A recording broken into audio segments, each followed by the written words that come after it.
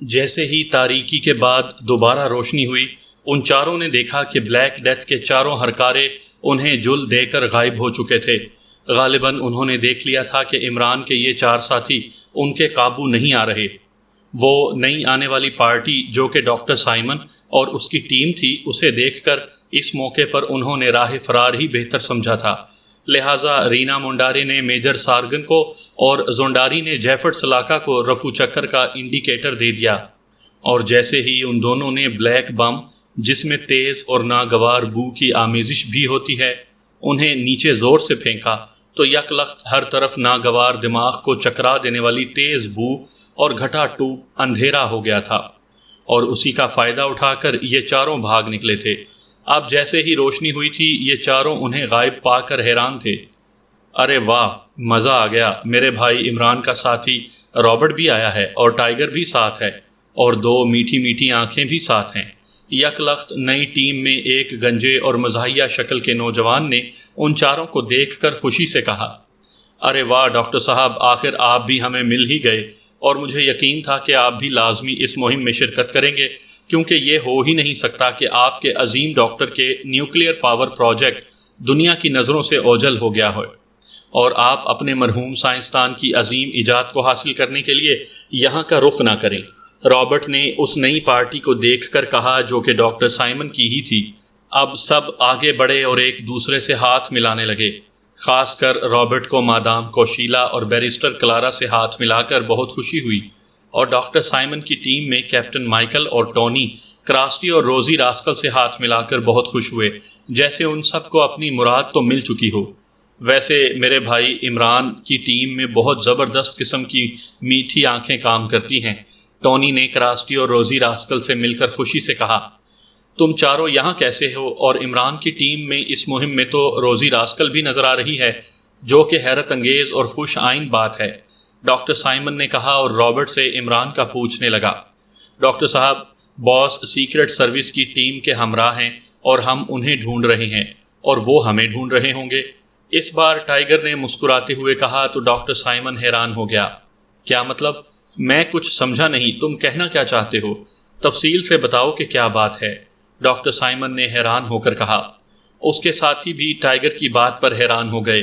Tiger نے مختصر لفظوں میں تمام واقعات سنا دیے کہ ان کی گاڑی کو نامعلوم طریقے سے غالباً بلیک ڈیتھ والوں نے ایک خوفناک کھائی میں پھینک دیا، اور کسی طرح وہ معجزاتی طور پر وہاں سے نکلے، تنگ اور خوفناک رخنے میں پھنس کر پھر نکلے، اور پھر ان کی برفانی ریچھوں سے مٹ بھیڑ ہوئی، اور کس طرح انہوں نے ان سے فائٹ کر کے ان کا خاتمہ کیا، اور وہاں پھر معجزاتی طور پر انہیں برفانی ریچھوں کے بھٹ سے چند بدقسمت شکاری یا مسافروں کے بیگ ملے تھے، اور انہیں ان بدقسمت لوگوں کا دیگر سامان ملا تھا جو برفانی ریچھوں کا شکار ہوئے تھے، اور پھر یہاں آتے ہوئے ان کا بلیک ڈیتھ والوں سے واسطہ پڑ گیا، اور ان کی بلیک ڈیتھ والوں سے لڑائی ہو رہی تھی۔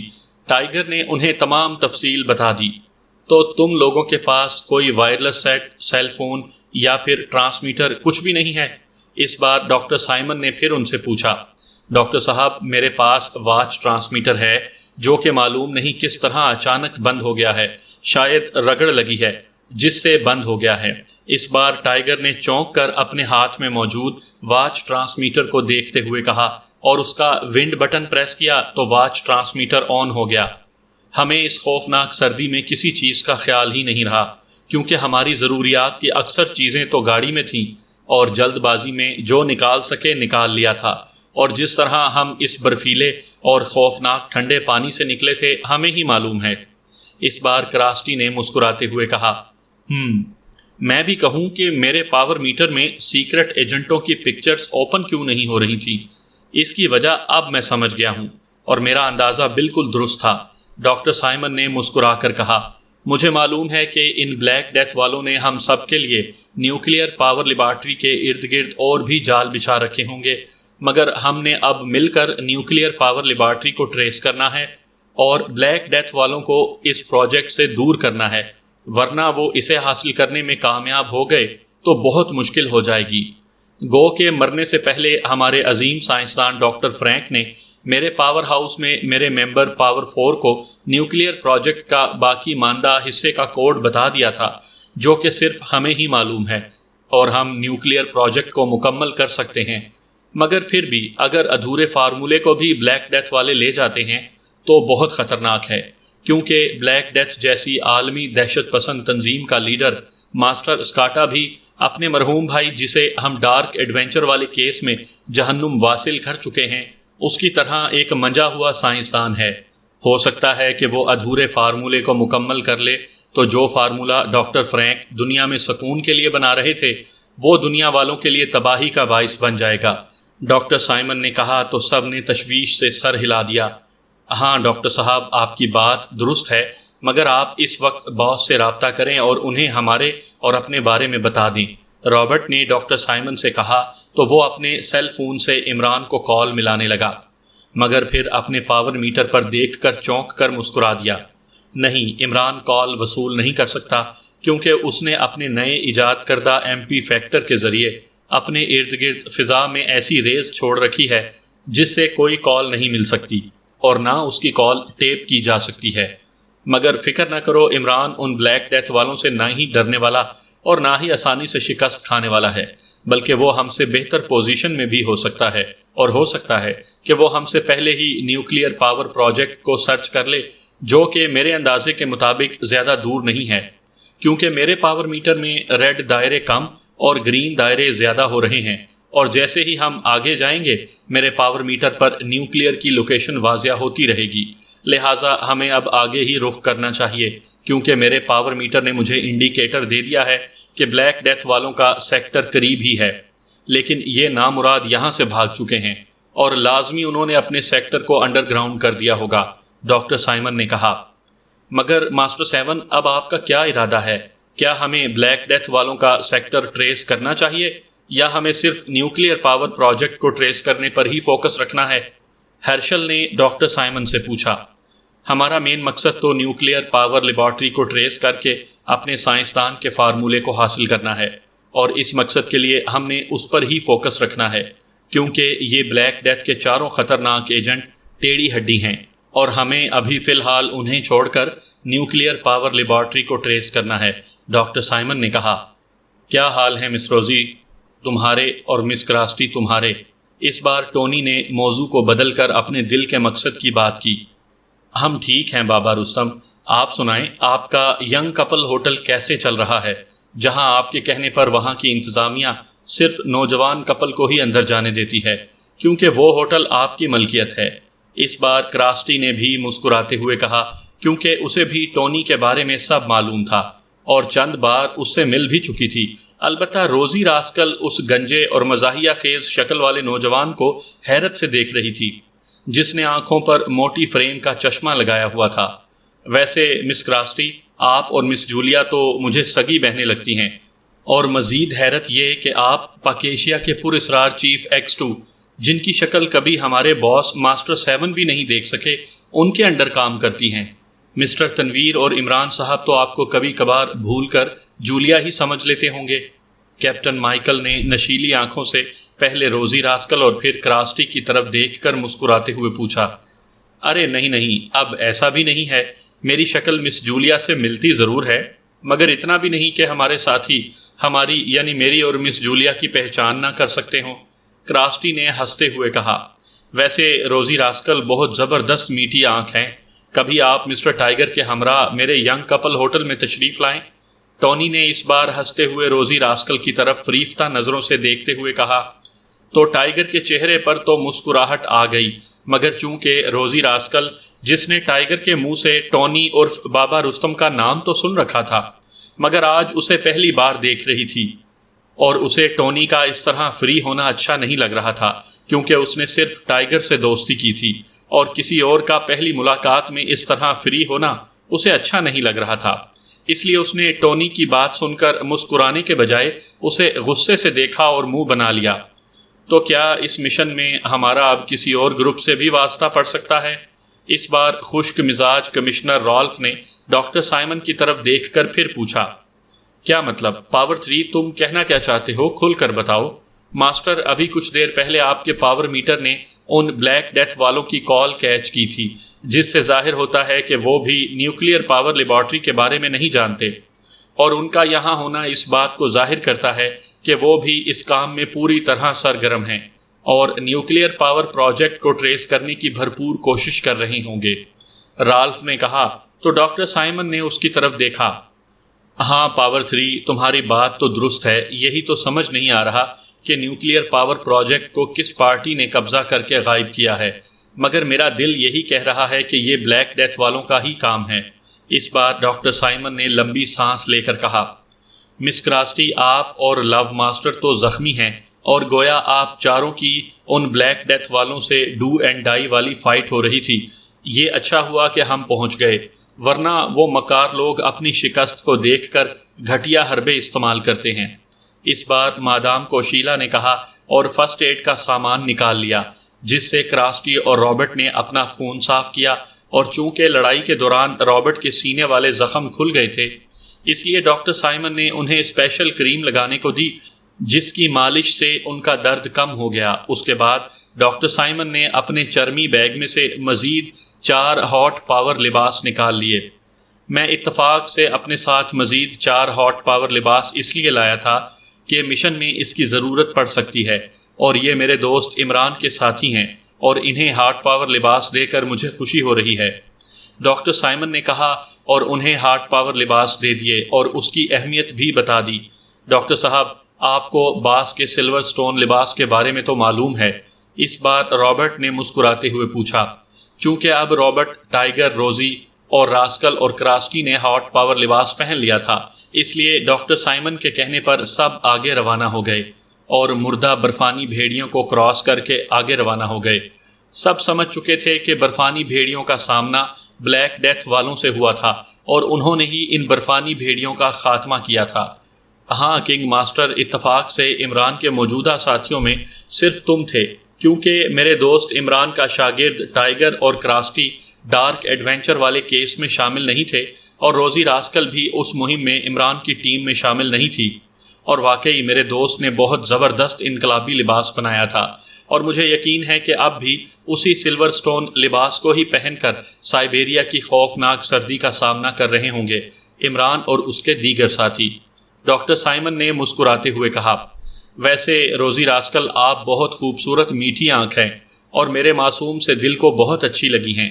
ایک بار پھر ٹونی نے اپنا چشمہ اتار کر مسکراتے ہوئے روزی راسکل کی طرف دیکھا، مگر یہ اور بات ہے کہ روزی راسکل نے ایک خوفناک نظر سے اس کی طرف دیکھا اور پھر ہنکارا بھر کر منہ پھیر لیا، جو زبردستی اس سے فری ہونے کی کوشش کر رہا تھا۔ ویسے ڈاکٹر صاحب، آپ بھی تو بہت بڑے سائنسدان ہیں، اور واقعی آپ کے ہاٹ پاور لباس نے میرے جسم میں حرارت پیدا کر دی ہے، کیونکہ ہمارے موٹے اونی لباس لڑائی کے دوران گیلے ہو چکے تھے اور اتنی کڑاکے کی خوفناک سردی میں سردی لگ رہی تھی، مگر آپ کے اس انقلابی لباس نے ہمارے جسم میں حرارت بھر دی ہے۔ ٹائیگر نے اس بار مسکراتے ہوئے کہا، تو ڈاکٹر سائمن نے صرف مسکرانے پر ہی اکتفا کیا۔ اب ڈاکٹر سائمن نے غور کیا کہ اس کا ممبر 2 کیپٹن مائیکل کراسٹی سے گپیں لگانے میں مشغول تھا اور روزی راسکل سے بھی بات کر لیتا تھا، کیونکہ اسے حسین لڑکیوں سے بولنے کا فن آتا تھا، اور دوسری طرف رابرٹ اب اس سے کم اور اس کی ممبرز مادام کوشیلا وغیرہ سے مسکراتے ہوئے باتوں میں مشغول تھا، مگر سب ہی محتاط ہو کر آگے بڑھتے چلے جا رہے تھے۔ تو پھر کب آپ میرے ہوٹل میں آئیں گی؟ مجھے آپ جیسی میٹھی آنکھ سے مل کر بہت خوشی ہوگی۔ ٹونی نے ایک بار پھر زبردستی روزی راسکل سے فری ہونے کی کوشش میں اس سے ہاتھ دوبارہ ملانے کی کوشش کی، مگر چٹاخ کی تیز آواز گونجی، کیونکہ اس بار روزی راسکل نے غصے میں آ کر زبردستی فری ہونے والے ٹونی کے چہرے پر اتنے بھرپور انداز میں تھپڑ رسید کیا تھا کہ اس کا منہ دوسری طرف گھوم گیا تھا۔ سب ہی چونک کر رک گئے اور پھر مسکراتے ہوئے ٹونی اور روزی راسکل کو دیکھنے لگے، چونکہ روزی راسکل کے غصے میں مارے ہوئے بھرپور تھپڑ سے اس کا منہ دوسری طرف گھوم چکا تھا اور ٹماٹر کی طرح سرخ بھی ہو چکا تھا، اور پہلے تو وہ غصے سے روزی راسکل کو دیکھنے لگا، کیونکہ اس کا چشمہ بھی جھٹکے سے نیچے گر گیا تھا۔ روزی راسکل سب کو اپنی طرف متوجہ دیکھ کر کنفیوز ہو گئی، کیونکہ اسے احساس ہو گیا تھا کہ اس نے اپنے تیز غصے میں غیر ملکی سیکرٹ ایجنٹوں کے، جنہوں نے ان کی مدد کی تھی، ایک ساتھی پر جلد بازی میں ہاتھ اٹھایا ہے۔ سوری مسٹر، میں کچھ زیادہ ہی غصے میں آ گئی تھی۔ روزی راسکل نے شرمندہ ہو کر ٹونی کی طرف دیکھا مگر یہ دیکھ کر روزی راسکل حیران ہو گئی کہ سب ہی اسے مسکراتی ہوئی نظروں سے دیکھ رہے تھے، اور چند لمحے غصے کے بعد اب ٹونی کے چہرے پر بھی مسکراہٹ تھی۔ مس روزی، آپ کی مہربانی کہ آپ نے میرے ساتھ کھل کر محبت کا اظہار کیا، اس کے لیے میں آپ کا مشکور ہوں۔ ٹونی نے اپنا گنجا سر خم کیا اور روزی راسکل کو فرشی سلام کرتے ہوئے کہا، کیا مطلب؟ کون سی محبت؟ میں نے تو تمہیں غصے میں اور جلد بازی میں تھپڑ رسید کیا ہے، اور مسٹر ٹونی آپ میرا شکریہ ادا کر رہے ہیں، اور سب سے بڑھ کر یہ کہ یہ سب آپ کی اس حرکت پر غصہ کرنے کے بجائے مسکرا رہے ہیں۔ اس بار روزی راسکل نے حیرت سے ٹونی کی طرف دیکھ کر اس سے کہا، ارے نہیں روزی راسکل، دیگر مردوں کے لیے تو یہ تھپڑ ہی ہوتا، مگر میرے دوست بابا رستم، جنہیں سب نے مشترکہ طور پر دنیا کے 8ویں عجوبے کا لقب دیا ہے، ان کے لیے یہ خصوصی محبت ہوتی ہے، اور یہ اس پر تمہارا شکریہ ادا کر رہے ہیں۔ اس بار ٹائیگر نے مسکراتے ہوئے روزی راسکل کی طرف دیکھ کر کہا، کیا مطلب؟ یہ کون سی محبت ہے؟ میں سمجھی نہیں۔ اس بار روزی راسکل نے بھی حیرت سے مسکراتے ہوئے کہا، کیونکہ ٹونی نے اس کے تھپڑ کو وصول کرنے کے بعد چند لمحے غصے سے دیکھنے کے بعد اپنے روایتی انداز میں سر خم کر کے فرشی سلام کیا تھا، اور اب بھی خوشی سے روزی راسکل کی طرف دیکھ رہا تھا، جس سے روزی راسکل بدستور شدید حیرت سے اس کی طرف دیکھ رہی تھی۔ ہاں، لڑکی جتنی زیادہ حسین ہو اور وہ جتنے بھرپور انداز میں ہمارے بابا رستم سے محبت کا اظہار کرتی ہے، اس سے بابا رستم کے ذہن میں اتنے ہی زبردست آئیڈیا آتے ہیں۔ اس بار رابرٹ نے مسکراتے ہوئے روزی راسکل کو سمجھایا، یہ تو واقعی دنیا کا 8واں عجوبہ ہی ہے۔ حیرت ہے، حسین لڑکیوں کے تھپڑ سے ان کے دماغ کی بیٹری چارج ہوتی ہے۔ اس بار روزی راسکل نے ٹونی کی طرف دیکھ کر ہنستے ہوئے کہا، ہاں بابا رستم، آپ کے ذہن میں کوئی نیا آئیڈیا آیا ہے؟ اس بار کراسٹی نے مسکراتے ہوئے ٹونی کی طرف دیکھ کر کہا، ارے ڈاکٹر، مس کراسٹی جو کہ میرے بھائی عمران کی ساتھی جولیا کی ہم شکل ہیں، ان کی آئیڈیا والی بات پر مس روزی راسکل کی بھرپور محبت وصول کرنے پر ایک بات اب کھٹک رہی ہے جو کہ پہلے میرے ذہن میں نہیں آئی تھی۔ ٹونی نے کہا تو سب چونک کر اس کی جانب دیکھنے لگے۔ کیا مطلب؟ اس بار ڈاکٹر سائمن نے چونک کر پوچھا، ڈاکٹر، تمہارے پاور میٹر نے جو بلیک ڈیتھ والوں کی کال کیچ کی تھی، جس میں زبردست میٹھی آنکھ لیڈی ہنٹر اور اپنے ڈریگن سلاکا کا بڑا بھائی جیفرڈ سلاکا اپنے باس ماسٹر اسکاٹا سے بات کر رہے تھے، اور ان کی بات سے یہ ظاہر ہوتا تھا کہ وہ لوگ بھی نیوکلیئر پاور لیبارٹری کے بارے میں نہیں جانتے، مگر میرے خیال میں اس کال سے یہ ظاہر ہوتا ہے، بلکہ کنفرم ہوتا ہے کہ بلیک ڈیتھ والے ہی نیوکلیئر پاور لیبارٹری پر قابض ہیں، اور وہاں تجربات بھی انہوں نے شروع کر دیے ہوں گے تاکہ نیوکلیئر پاور کا ادھورا فارمولا کسی طرح مکمل ہو سکے۔ ٹونی نے کہا تو سب چونک کر اسے دیکھنے لگے۔ ہاں بابا رستم، تم درست کہہ رہے ہو، مجھے بھی شک تھا، مگر تمہاری بات پر میں اتفاق کرتا ہوں، اور ایسا ہی ہے، کیونکہ میرے پاور میٹر میں بلیک ڈیتھ والوں کی صرف وہی کال ہی کیچ کیوں ہوئی جس میں انہوں نے ذکر کیا ہے کہ انہیں نیوکلیئر پاور لیبارٹری کا علم نہیں ہے، اور وہ بھی اسے ٹریس کرنا چاہتے ہیں۔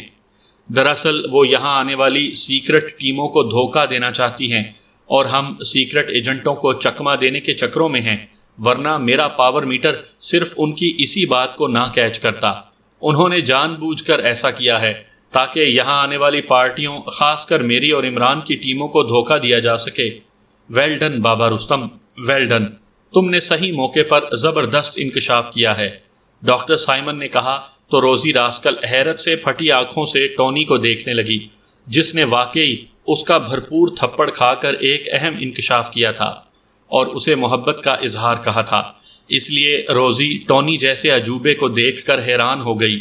روزی راسکل، یہ ہمارے بابا رستم ہیں، اور یہ لقب اسے میرے باس اور کرنل فریدی صاحب نے مشترکہ دیا ہے۔ ان کا ینگ کپل ہوٹل بھی ہے، جس میں صرف نوجوان اور صرف کپل ہی جا سکتے ہیں۔ اکیلا نوجوان لڑکا اور نوجوان لڑکی نہیں جا سکتے جب تک کہ ان کا کپل نہ ہو۔ باس بھی چند بار کبھی مس جولیا کے ہمراہ اور چند بار مس روشی کے ہمراہ بابا رستم کے ینگ کپل ہوٹل جا چکے ہیں، اور یہاں تک کہ کرنل فریدی جیسے خشک مزاج انسان بھی اپنی ساتھی روزہ کے ساتھ ہی ان کے ینگ کپل ہوٹل جا چکے ہیں۔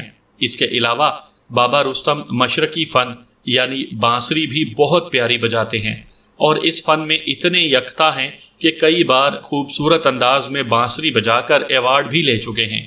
ٹائیگر نے اس بار وضاحت سے روزی راسکل کو ٹونی کا تعارف کروایا تو روزی راسکل کے چہرے پر دلکش مسکراہٹ رینگ گئی۔ پھر تو ٹائیگر کبھی مجھے بھی اپنے ساتھ گریٹ لینڈ میں ان کے ینگ کپل ہوٹل لے چلو، اس بار روزی راسکل نے کہا تو ٹائیگر بوکھلا گیا۔ ہاں ہاں کیوں نہیں مسٹر ٹائیگر، تم مس روزی راسکل کو کبھی میرے ہوٹل ینگ کپل لے آؤ، کیونکہ مجھے میرے دوست رابرٹ نے بتا رکھا ہے کہ سوائے تمہارے مس روزی راسکل اور کسی آدمی سے بات کرنا بھی پسند نہیں کرتی، حالانکہ تم پاک ایشیا کی انڈر ورلڈ میں بہت مشہور ہو۔ ٹونی نے ٹائیگر کی طرف دیکھ کر روزی راسکل کی طرفداری کی تو ٹائیگر نے اس کی طرف دیکھ کر مسکراتے ہوئے سر ہلا دیا، کیونکہ ٹونی کا دل تو اس کے استاد عمران نے بھی نہیں دکھایا تھا، اور عمران ٹونی سے بہت پیار کرتا تھا، کیونکہ ٹونی اپنی ہی دنیا میں مست رہنے والا انسان تھا، حالانکہ اس کے والد سر لارڈ بیٹن بہت ہی دبنگ اور پروقار شخصیت کے مالک تھے، اور اس کی بہن کلارا بھی ایک ذہین اور سنجیدہ لڑکی تھی، مگر پھر بھی اپنے منگیتر کے ہمراہ گانے اور ڈانس کے شوز ضرور کرتی تھی، اور ان کا لکی 7 بینڈ پوری دنیا میں مشہور تھا۔ میرے خیال میں اب کام کی باتیں ہو جانی چاہیے۔ اس بار ڈاکٹر سائمن نے سب کو اپنی طرف متوجہ کیا تو سب اس کی طرف دیکھنے لگے۔ اب ڈاکٹر سائمن نے اپنے پاور میٹر کی سکرین پر دیکھا اور اس میٹر میں موجود بٹنوں کو پریس کرنے لگا اور غور سے ایک بار پھر سکرین کو دیکھنے لگا۔ اب سکرین پر چند دائرے بن گئے، ان دائروں میں ایک گول سرکل گھوم رہا تھا۔ گڈ، میرے پاور میٹر نے بتا دیا ہے کہ ہم نیوکلیئر پاور لیبارٹری سے زیادہ دور نہیں ہیں، اور جہاں بلیک ڈیتھ والوں نے اپنا سیکٹر بنا رکھا ہے میرے خیال میں وہیں نیچے نیوکلیئر پاور لیبارٹری موجود ہے، اور بلیک ڈیتھ والوں نے اسے انڈر گراؤنڈ کر کے اس کا نیوکلیئر پاور نظام کو آف کر دیا ہے تاکہ معروف سیکرٹ ایجنٹ اپنی سائنسی ایجاد سے اس کی لوکیشن کو معلوم نہ کر لیں، مگر بلیک ڈیتھ والے اپنے جال میں اب خود ہی الجھیں گے۔ ڈاکٹر سائمن نے مسکرا کر کہا تو سب نے سر ہلا دیا۔ ڈاکٹر صاحب، ہمارے باس سے تو چونکہ ہمارا رابطہ نہیں ہو رہا، لہٰذا جب تک ہمارا باس سے رابطہ نہیں ہوتا یا سیکرٹ سروس سے رابطہ نہیں ہوتا، آپ ہی ہمیں لیڈ کریں گے، اور نیوکلیئر پاور لیبارٹری کے سلسلے میں ہم چاروں آپ سے بھرپور تعاون کریں گے۔ اس بار ٹائیگر نے کہا تو رابرٹ، کراسٹی اور روزی راسکل نے بھی اس کی تائید کی۔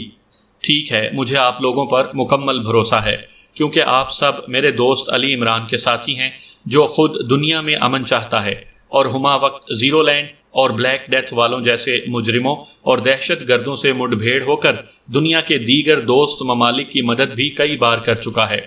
ڈاکٹر سائمن نے مسکراتے ہوئے کہا، اور سب تیزی سے برف پر ایک بار پھر اسکیٹنگ سٹکس کی مدد سے آگے بڑھنے لگے۔ اچانک سب کو رکنا پڑا، کیونکہ بلیک ڈیتھ کے بے شمار ہرکارے ہاتھوں میں مشین گنیں لیے ان کے استقبال کے لیے کھڑے تھے، اور بلیک ڈیتھ کے چاروں خاص ایجنٹ بھی یہاں موجود تھے۔ فائر! اس سے پہلے کہ یہ سنبھلتے انہیں زونڈاری اور لیڈی ہنٹر کی تیز آواز سنائی دی، جن کے ہاتھ میں ریوالور تھے، اور اس کے ساتھ ہی ہر طرف ریٹ ریٹ کی تیز آوازیں اور انسانی چیخوں کی آوازوں سے برفانی فضا گونج اٹھی۔